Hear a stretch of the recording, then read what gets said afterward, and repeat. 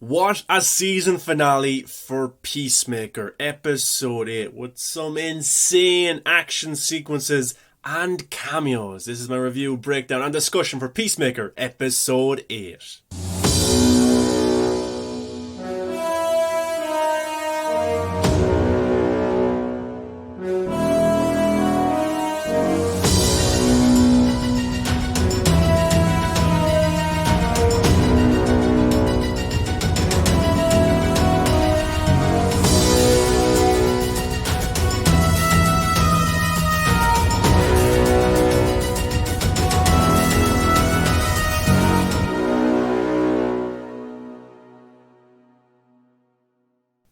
What's going on, DC fans? Welcome back to the channel. I'm your host, the Viking. Make sure you give a thumbs up and subscribe to the channel for a brand new video every single day. So Peacemaker, the season has ended, and yesterday a season 2 was announced. I have loved all 8 episodes. I'm a huge John Cena fan. I loved Peacemaker in the Suicide Squad movie. My favourite scene from that movie was when he killed Rick Flag. I thought the line delivery from Joel Kinnaman, Peacemaker, what a joke, was brilliant. John Cena's acting was brilliant. And under James Gunn, John Cena's acting has excelled big time. His dramatic acting is up there now. It's really well done. His comedic side has always been there from his wrestling days, but he's really worked on his craft.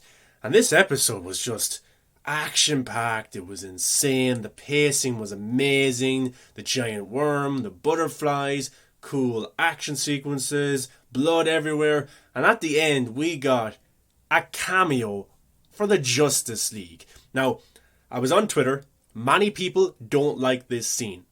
Okay, they don't like it because of John Cena's Peacemaker telling Aquaman to F off, and then the effing fish joke and all that kind of stuff. Okay, look, DC for me has been enjoyable at times, but a mess as well. And I loved Zack Snyder's era of the DC universe, and it's a shame he never got to continue that in the way that he wanted to. But in terms of Ben Affleck, Ray Fisher, Jared Leto, Henry Cavill, it's not James Gunn's fault. It's not the writer's fault. It's not the director's fault that they can't even use the full sandbox that's available to them. At Marvel, Kevin Feige can use his own universe. He can use the X-Men universe, the Sony universe, the multiverse. Everything is fine. At DC, the creators don't even have the full capacity of the DCU to use because of the executives at Warner Brothers for interfering with their creators and also tarnishing the relationship with their talent, like Ben Affleck, who's retired and wants to be done after the Flash movie. Ray Fisher stepped away because he wants an apology from Walter Hamada for getting involved in something that didn't concern him whatsoever. You also have Henry Cavill. Negotiations with Warner Brothers have broken down over the years. They pushed out Jared Leto's Joker.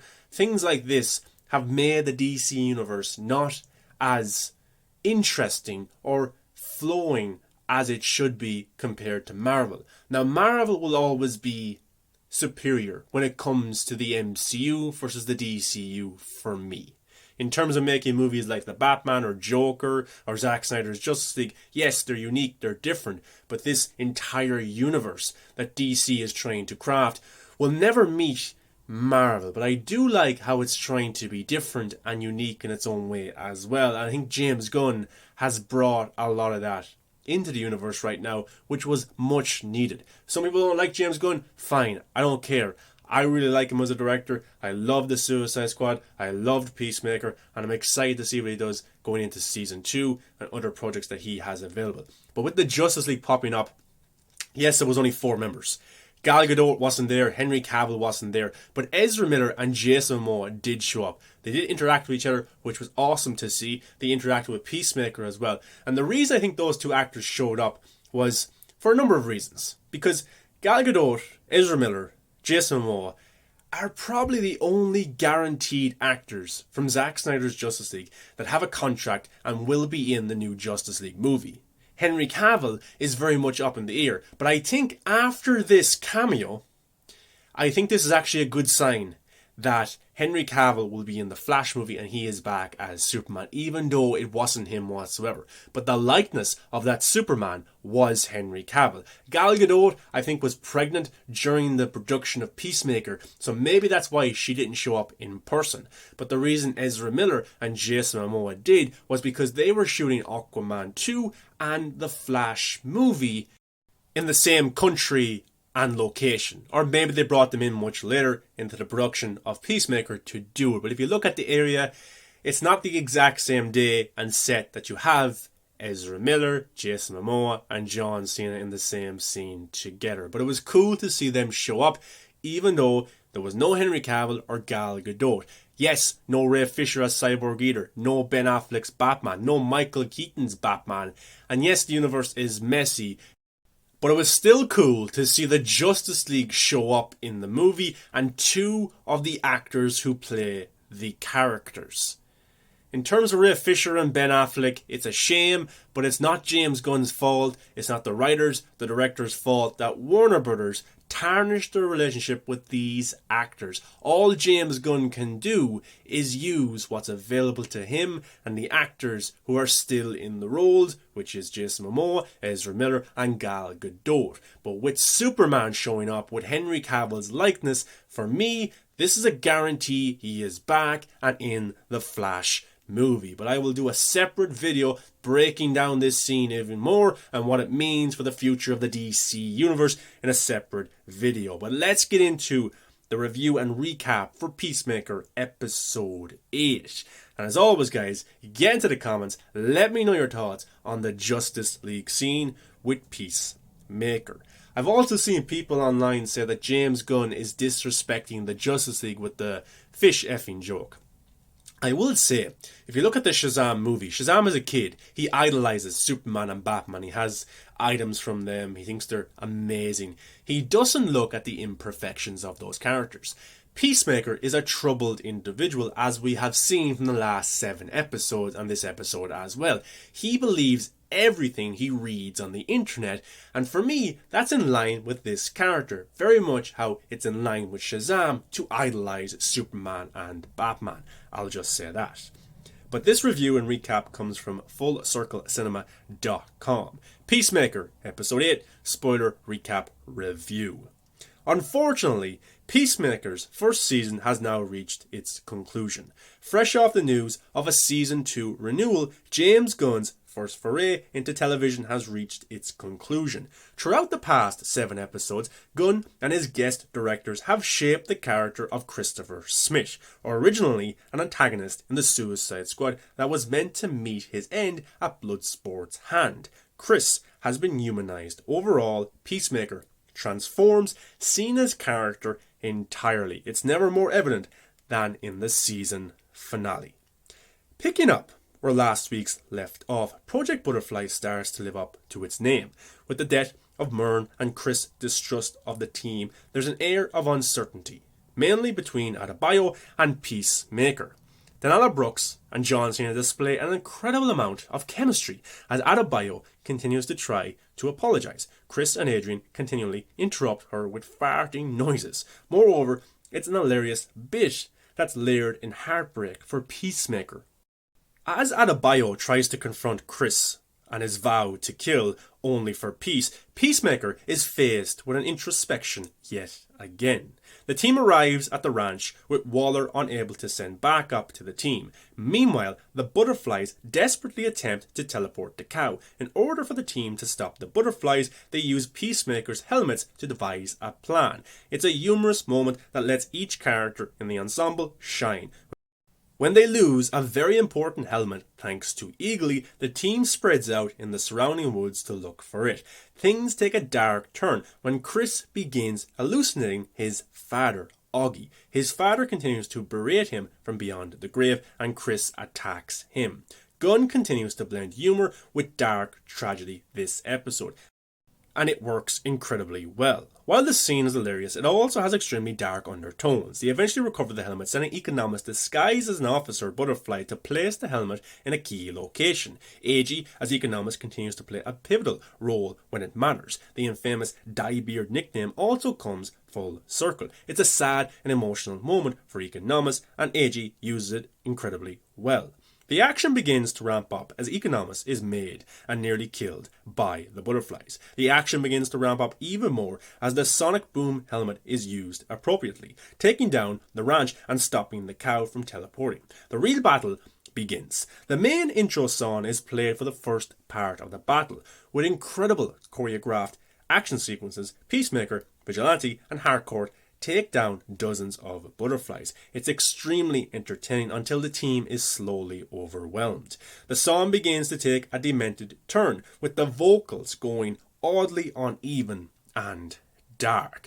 Adebayo decides to stop standing around, going in guns blazing and saving Harcourt from being taken by a butterfly. She goes to help Peacemaker finish the cow, not knowing he was trapped in rubble during the fight. The tension has never felt more real in the series. The stakes feel genuine too. With the group massively outnumbered and outgunned, Adebayo, donning a Peacemaker helmet, goes to rescue Chris from the rubble. As soon as he gets out, he's forced to fight Goff. Alone with Goff, Peacemaker learns why Judomaster joined them. The butterflies believe they are saving the planet, taking a vow similar to Chris when he was a child. He begins to understand as the butterflies offer him to help complete his vow of peace. Chris politely declines, using Adebayo as a human torpedo to kill the cow. It all feels a little too tidy, but Gunn still manages to make it work.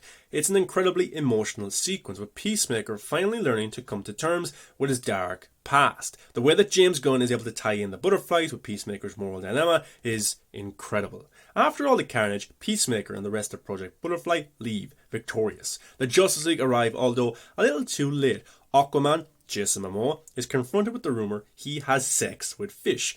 Even the Flash, Ezra Miller, believing it. The moment is mind-blowing, humorous, and helps to make the DCU feel more interconnected. As the dust settles, the team is hospitalized, with Adebayo realizing she needs to expose her mother. She and Chris finally come to terms, forgiving one another while he acknowledges her as his BFF after Eagly.